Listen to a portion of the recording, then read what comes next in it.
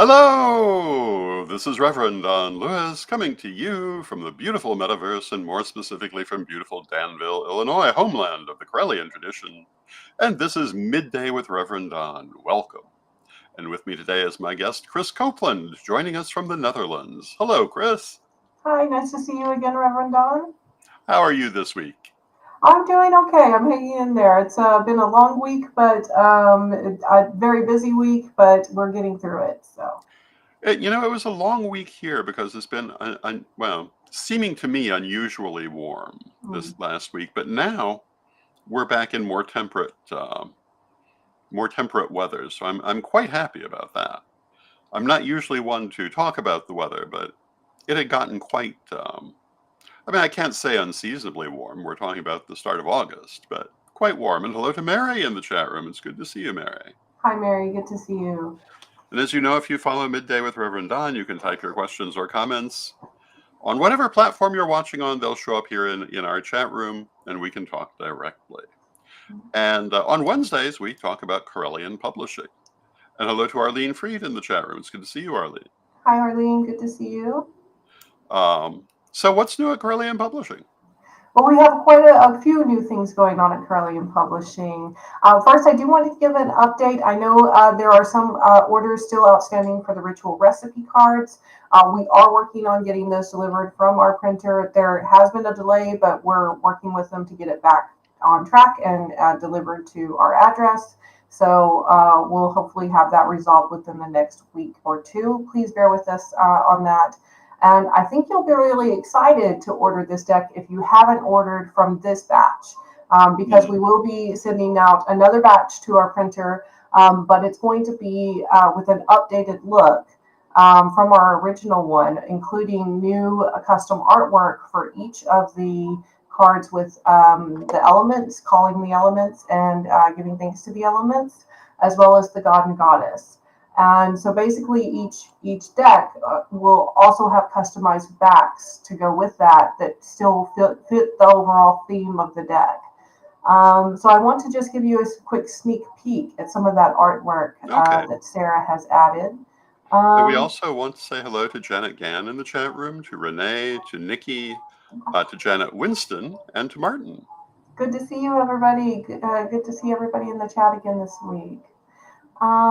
So I'm going to share my screen here. There are times when I wonder if some of the subjects I've been choosing are not necessarily what people really want to hear about, but actually our viewership has increased considerably. Yes. So apparently they're pleased with my considerable talks on leadership and politics, which certainly will continue, though not as the only subject. Absolutely. Those are important topics as we're heading into November right now. So it's less than 100 days now to the election. And if you haven't registered to vote, go out and register to vote. If you're in the United States. And yes, if you're in the United States and if you believe in voting, if you're abstaining from voting for whatever reason, that's also perfectly understandable and your absolute right to do so. I'll agree it's your right to do so, but then you don't have a right to complain. That is the other point to it as well. So, and Arlene says she has to figure out how to change her last name on YouTube. Oh, because she's just gotten married, right? Yes. Yes. Congratulations, Arlene. Let me, if you'll give me a text on Facebook, I'll try to help you out with that. Let me know. I'm not the best with technology, but I'll try to help where I can. Yeah, because she is now Arlene Hebert. Because like the women in the meme, she chose Hebert. So here I'm going to show you some of the artwork on the back of the deck that will be new. So here we have some different cards that match up with the Heartsong logo. If you're familiar with Sarah Heartsong's work, she runs a few different programs, Erosia being one of them, Rare Earth Designs being another, and the Tree of Life Interfaith Sanctuary for a third. But she has here some of the artwork that will go on the back. There's also another set that will go with this one. Let me share this tab instead. And you can see here that we have different cards. This one's for air. We have fire here. This one is water, and this one is earth. Ooh, very nice. Yes, and she's made a couple of cards with mandala backs for the goddess and the god. I'm just really excited about all of these two, and a few different options and styles for each. And Beautiful designs. yes, she's really good at design. So if you do need something custom designed, I recommend going to Sarah. Also, Arlene's husband is quite good at that as well. I don't know if he's offering his services at the moment, but yeah, that's always something to check on too. We have such a talented community. Yes, indeed. Here's one for the winter solstice. I really love these designs. I'm actually seeing some of these designs for the first time right now because Sarah has done quite a bit of work this week on creating this. One for Imbolc here. Oh, I love the little blossoms shooting up on the trees there. The spring equinox. And then we have Beltane and the summer solstice. Lunasa, one that just passed, and the one coming up, the fall equinox. Very nice. Yeah, some really beautiful designs here from Sarah. So if you order the decks from this new batch, it will have these custom designs on all the backs of the cards. So it would be coordinated. Whether you're looking at the back or the front of the card, you'll know exactly what set of cards or what card to give the person who needs to be working with you in that ritual. Okay. Yeah, and here's something else that we're working on. This is tentative right now. We have not done any confirmation with it, but we do have our author, Autumn Stoneflower, the one who has written and just published her first book, Circles in Academy, New Beginnings, which is a wonderful middle grade book for pagan kids. Check that out on our website. Because Autumn is a teacher and a mother and does all of these wonderful activities with kids, she's actually created a ritual recipe deck for kids. So this one will include kid-friendly rituals for everything and teaching the kids how to prepare easily for a ritual. It has a breakdown for different ages, so different ritual activities that work with different ages. There's different activity and ritual ideas for all of the Sabbats. And here I want to go down to this breakdown here, age appropriate rituals. So it's broken down to 4 to 5-year-olds. That's things, and it gives tips like keeping it short and use a physical barrier like a circle made of rocks. That really helps them know their boundaries. And then for 6 to 8-year-olds, she suggests things like keeping it to 15 to 30 minutes and using symbols for deities or elements because at that age they do start understanding symbolism. For the 9 to 11-year-olds, she again recommends on keeping it under 30, but you can push it up to 20 minutes. And they can understand approximately where boundaries in the circles are. So you might need tiki torches at the quarters just to help them visualize it a little bit better. And they can start memorizing at that age short homilies to sing or to use during the rituals. And then for older kids as well, 12 to 14, as well as 15 to 17-year-olds. And with the 15 to 17-year-olds, she gives great advice about if they are experienced, they will get annoyed at being taught what they already know. So if they can lead a ritual at that age, let them lead a ritual. So excellent suggestions here. Rituals for all different parts of growing up, starting with awakening ceremony, then coming of age ceremony, the coming out ceremony if your child happens to be LGBTQ. We also have rites of passage like initiation in here. And then specialized assistance for doing songs and chants and dances with children, spells with younger kids, spells with older kids. And these cards I absolutely love. She gave special considerations for children with ADHD, as well as children with autism, and children with learning disabilities or dyslexia. So just amazing work here. These are still a work in progress, so don't expect that what you see on the screen will be the final product, but it'll probably be somewhere in this ballpark. We want to say hello to Autumn Stoneflower in the chat room and Black Crystal in the chat Oh, room. Autumn's joining us. Yes. Hi, Black And, Crystal. Good to see you. oh, yes. And Arlene wants to point out that her husband's name is Eric Hebert, hence the bear joke. Yes, yes. And you had mentioned him, and so that is Eric. Yes, we're just briefly mentioning the cards today, Autumn, just as a little sneak peek as to what's coming up with those. But I did let people know that these are not going to likely be the final product, but just a rough draft of what we're doing.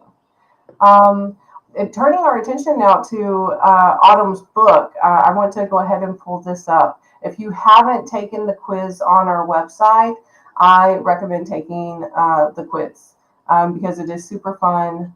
We talked about it a lot last week. Let me share my screen with you so you can see here. And we want to say hello to Cassandra in the chat room. It's good to see you. Hi, Cassandra. Good to see you in the chat. And here we have our collection of books. You'll just click on books at CorellianPublishing.com and you'll see Circles in Academy right there at the top, both the ebook and the paperback. And when you click on that, you can just click here to take the quiz and try it out. But this has been a really fun book to work on. And I'm glad we have the author in the chat. So if you have questions for her, feel free to drop those in the chat so she can respond personally. Yes, indeed. Yeah, I would love to hear everyone's feedback on this this book because it's our first reality or realistic fiction book for children. Or really, it's our first realistic fiction book published at all. We do have another one on the way. Well, it's not realistic fiction, it's a fantasy novel from Laura Enright, but yes. But we haven't quite finished that one. Now, Autumn's book here is about 4 girls who are attending a Wiccan boarding school. And one of the coolest things that I love about this book is that when you order it, the money that goes to Autumn is actually going to go towards making a physical school, just like the one that you read about in the book. So a place that's welcoming for all children, especially pagan and Wiccan children, but also children that may not be given the same respect or the same rights as they would in a Christian school or something like that. So they can come to this school and find that peace of mind and that safe space to learn. No, it was fun doing the cover. Yeah. What was your process for the cover art, actually? Basically, I took the descriptions of the characters, and I think probably one of the more time-consuming parts was figuring out the different poses to put them in that did convey part of their character, but also put them into a nice composition. And of course, color is always an issue when you have any number of different things, because you want to keep the colors in balance. And in this case, the colors are specific to the characters, so they were not. I mean, there was some room for variation, but it was set. And then you have to have a background and so forth, and you want to make sure it all goes together. And so it's an interesting thing to do. There had previously been a more generic cover, and I did kind of take a little bit of inspiration from that in terms of how I portrayed the characters. But one of the big concerns was making sure they were age appropriate, that they were not 34-year-olds portraying school children like you might see on television. Like in the old 90s movies. Yeah. So it was fun. It was fun.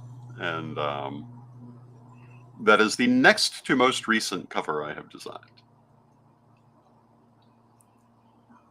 Yeah, I really love the way you have captured each child's individual personality through this. You can see even just like in the kind of slump in Cordelia's shoulders, the one in green here, the main character, that perfectly represents her personality. She's kind of withdrawn and quiet and a little scared of revealing who she really is. And so that, and it often has this internal dialogue with herself that doesn't actually ever come out a whole lot in her speaking because she doesn't speak a lot. She observes a lot Hmm. throughout the book, and that's nice to see just the different personalities and how they shine through, and also her interpretation of them, uh, because she's quite a unique character herself. Hmm. She's a trans child, but she comes from Alabama, so obviously that's not a culture where that's very accepting towards the LGBTQ community, sadly. Hmm. And she suffers a lot of hardships there through that. And after moving up north to New York, she's no longer experiencing those same issues that she had back in Alabama necessarily, but because she's part of this Wiccan school, she's starting to see that Wiccan children get treated the same way Hmm. in many instances, being bullied by children in the town. And there's a big um, I don't want to give away too much of the spoilers for the book, but there is a big issue in that town with that school existing there, Hmm. and kind of seeing that how kids can not only experience these issues, but survive them Hmm. and then overcome them, try to fight back against them in nonviolent ways, of course. And yeah, Autumn really models that very well throughout the book with the kids. Very good. I think And we're I level. believe that if you're coming to the Buffalo Regional Illustration at the end of the month, there will be physical copies of this available at Autumn's table. Yes, so go meet Autumn there, and hopefully you can get a signed copy of the book. And yeah, that's going to be really exciting to see how that goes. Yes, indeed. Now, another book that we want to talk about this evening is your new book, Rev Don's Book of Stones, Metals, and Crystals. Yeah. This cover is a mock-up cover. It may change over time, but this is kind of the rough layout that we'll use. Yeah. And the color design was actually suggested by Eric, Arlene's husband. Mm. So thanks, shout out to Eric for this color combo here. I think it's really interesting combination and really showcases the stones quite well. But yeah, can you tell us a little bit about why you felt that this book should be the next book and what people will find in it?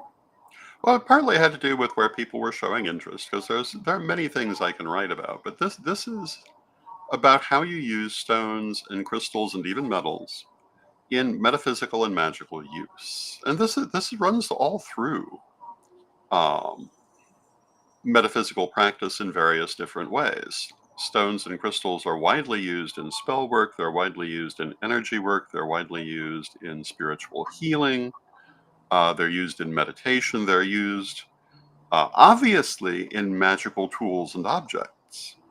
And so knowing the different ways to access the energy of different stones and how to focus and direct that to your purposes are very important to people who are practicing metaphysics. I also am talking about some of the history of it. And one of the things, and I mentioned this, um, I guess yesterday on the program, because it seems like it was very recent, but I was pointing out that, there are different ways to work with stones and crystals, and people generally approach them through color and color vibration, but it's not the only way to do it. I was speaking about people I've known who practice psychic reading using stones, and that they didn't necessarily do it in the same way. And if you look at the historical meanings of stones, sometimes they vary quite widely, but generally speaking, I would say that's because they were accessing them in different ways. Some through the color vibration, some through different aspects of energy, and um, and just using them in different ways. And so it's quite interesting to see how some of these things have developed. It's also interesting to look at how long we've been doing this. And in many cases, we were already using stones in the same ways that we use them now in the ancient world, including magically. Stones like amethyst were widely used magically at that time.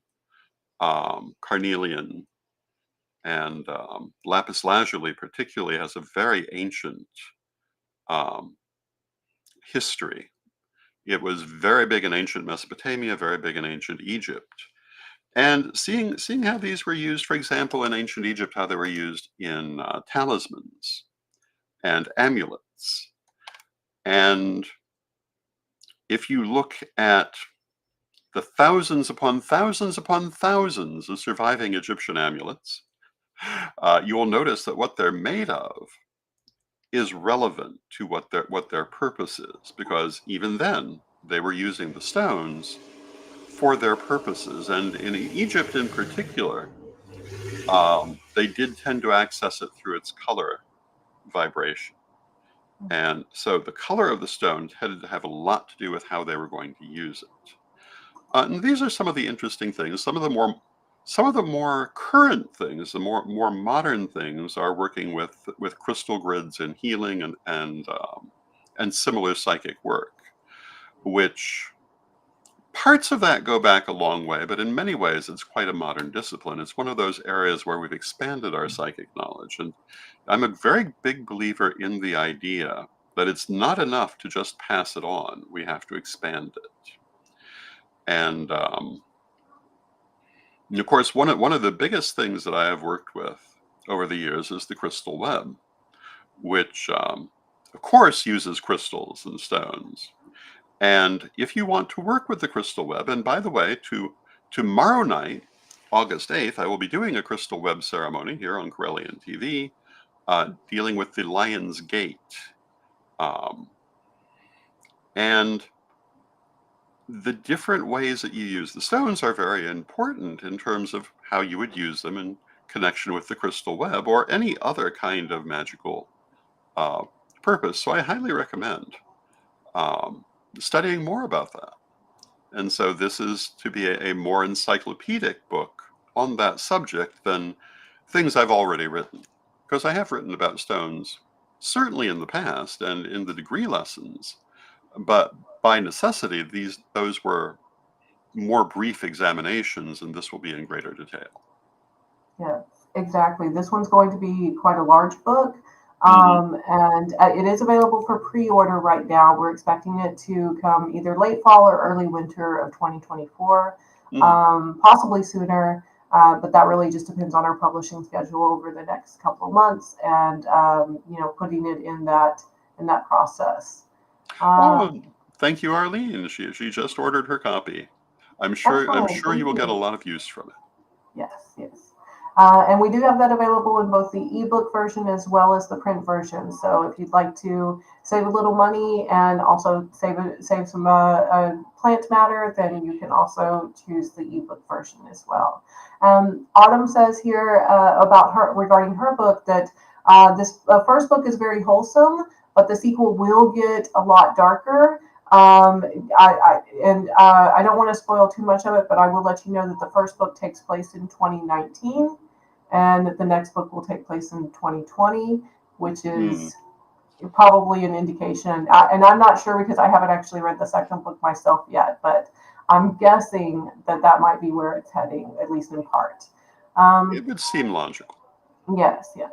And unfortunately, all of us have gone through something quite traumatic together if we've been alive in the past 5 years. So, yeah.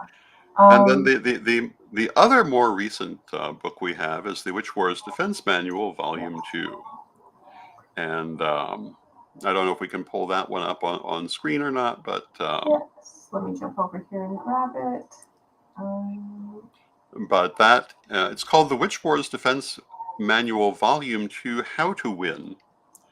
And it deals both with internal um, witch wars of the sort that we have in our community, for better or worse, but also with the wider cultural wars and the kind of techniques that people use that you might not understand are techniques if you've not been exposed to them, of also ways to respond to those, and examples of situations. And it will include, for example, a section on some of the wars the Karelian tradition has had over the years, and what was involved in those, including the succession crisis from last year, and um, what was done wrong, what was done right, and a reasoned examination of the events. And Mary in the chat room says, I'm getting Autumn's first book as a birthday present for my eldest grandchild who turns 15 this month. That's wonderful, Mary. Wonderful. I look forward to finding out how your grandchild views the book and what they think of it. Let us Yeah. know what their feedback is. And Autumn says, this is interesting. I would be interested in seeing what he has to say about witch wars in the wider world. And actually, Edward has a lot to say about the so-called culture wars. He was raised in the Christian nationalist community and actually trained to be a minister in that movement. So he has a good idea of the kind of plans and tactics that we've seen bear fruit in the world. So he has a lot to say about what that is and what's involved in it that you may not have understood was a tactic. Yes, this Project 2025 that's going around is not anything new to people who have been in the Christian nationalist movement. It's Yeah. something I've heard about in Texas. The only surprising thing to me is they put it online. Exactly, like that's like the evil villain at the end of James Bond movies, like telling his whole plan. Like, what's up with that? They're just like laying out their entire playbook there for everyone to see.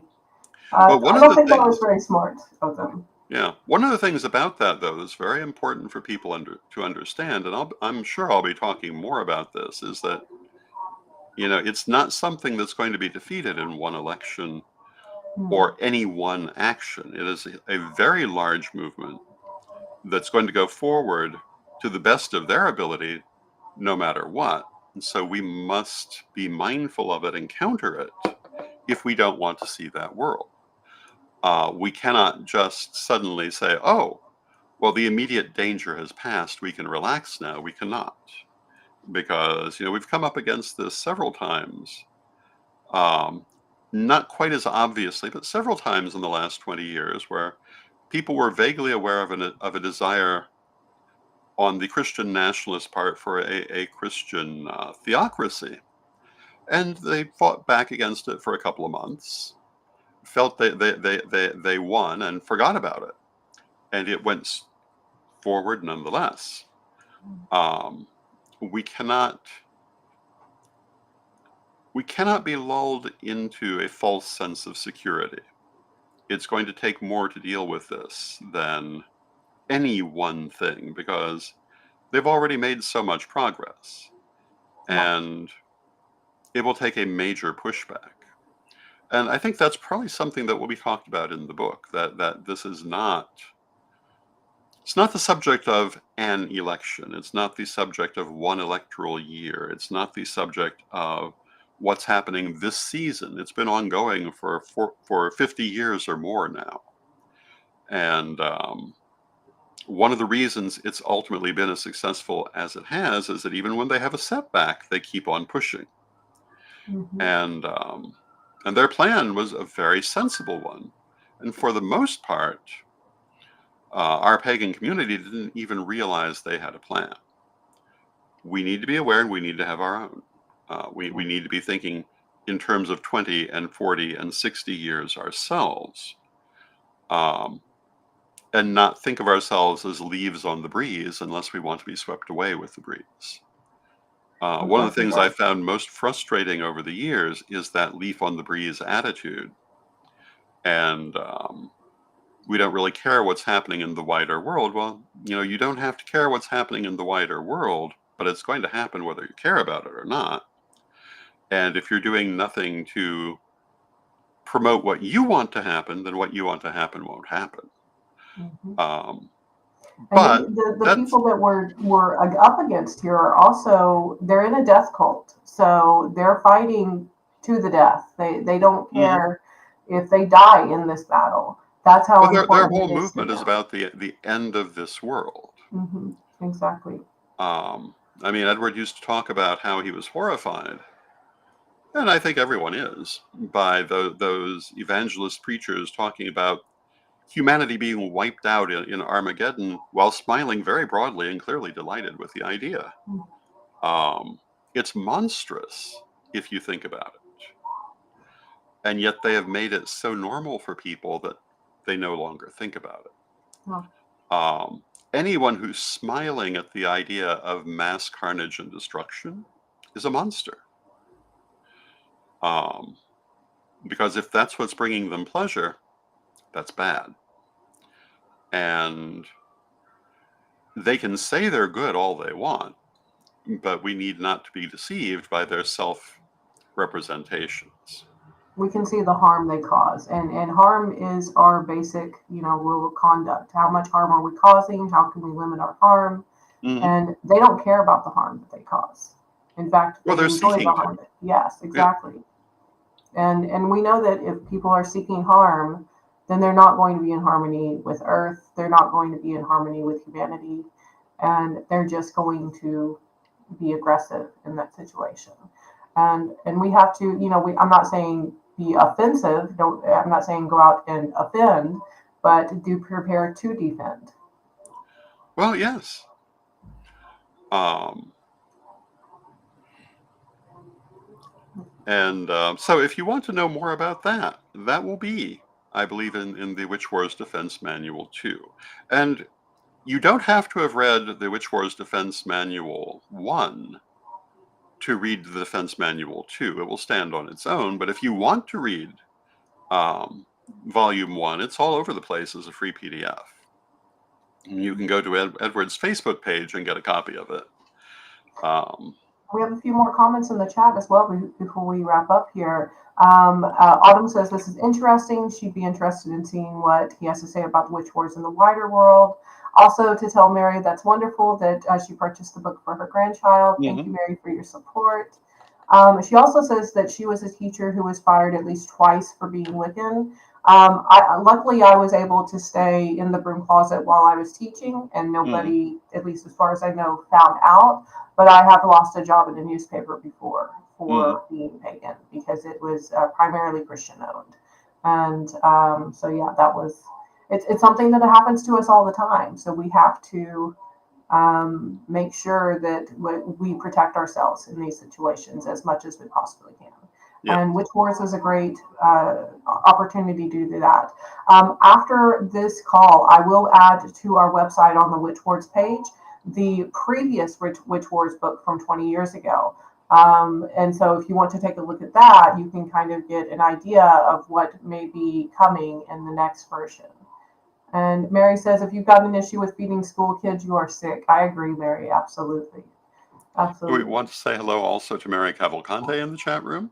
Hi, And with Mary. that, we've come to the end of our half hour and even a little bit more. Yeah. But that's okay. Thanks for sticking There's with no one us. after us, so we're fine. But I want to thank everyone for joining us, and thank you, Krys. Thank you. And we'll see you again next week. And if you're interested in any of these books or any of many other books, you can find them at CorellianPublishing.com. Many of them are available in the ebook version, not all of them, but many of them. Eventually, they'll all be. And, we wish you a wonderful day. And I'll be back tomorrow. And with that, let us close with our prayer as we always do. Divine Mother Goddess, Divine Father God, beloved ancestors, we ask you to continue to be with us and guide us as you have always done. We rejoice in this walk we walk together, and we pray that we shall remain open to the voice of Spirit in our lives, to the voice of our higher selves in our lives, and that we may find the good in life and navigate our lives accordingly. We also ask for your help in building a better world in everything that we do. Help us to always find the next right thing and do it to the best of our ability. Beloved Mother Goddess, beloved Father God, beloved ancestors, we thank you with great love and knowing you are always with us, but from respect, we thank you for your presence, and may you be blessed now and always. May you be blessed now and always.